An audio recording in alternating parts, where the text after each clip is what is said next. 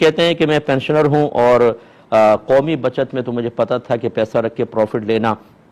سود بنتا ہے، تو میں نے اسلامی بینک میں رکھوا دیا ہے اور اب اس سے پروفٹ آ رہا ہے، لیکن 3 سال سے کہہ رہے ہیں یا 3 مہینے سے غالباً میں لے نہیں رہا ہوں جب تک کہ مجھے پتہ نہ چل جائے۔ لیکن میں اس پہ حیرت زدہ ہوں کہ آپ کی یہ احتیاط تو بہت اچھی ہے کہ جب تک پتہ نہ چلے میں پروفٹ لوں گا ہی نہیں، لیکن آپ نے بغیر پوچھے جمع ضرور کروا دیا۔ اگر تو وہ اس پہ سود بن رہا ہوتا تو آپ کا جمع کروانا ہی گناہ تھا اور اس پہ سود بننا بھی گناہ تھا، پھر آپ کا لینا وہ ایک الگ بات تھی۔ لیکن بہرحال اسلامک بینک میں اگر کوئی واقعی آپ رکھواتے ہیں اور کوئی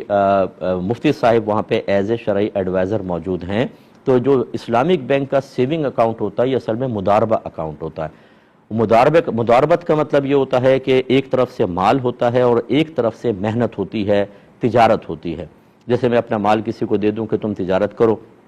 وہ اپنا مال بالکل نہ ملائے اور ہم طے کر لیں کہ جب پروفٹ ہوگا تو اتنا پرسنٹ تمہارا، اتنا پرسنٹ میرا، اس کو مضاربت کہتے ہیں۔ تو جو اسلامک بینک کا سیونگ اکاؤنٹ ہے وہ اصل میں مضاربہ اکاؤنٹ ہے، اس لیے جب آپ کو میسج آئے گا تو غالباً اس پہ مضاربہ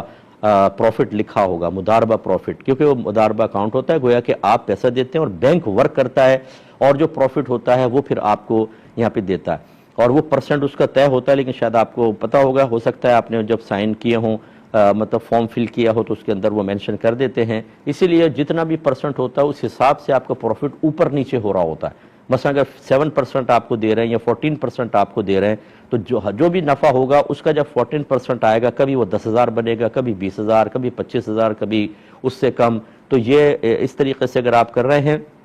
اور واقعی شرعی ایڈوائزر وہاں موجود ہیں تو آپ کے لیے شرعاً بالکل جائز ہے، آپ اس کو یوز کر سکتے ہیں۔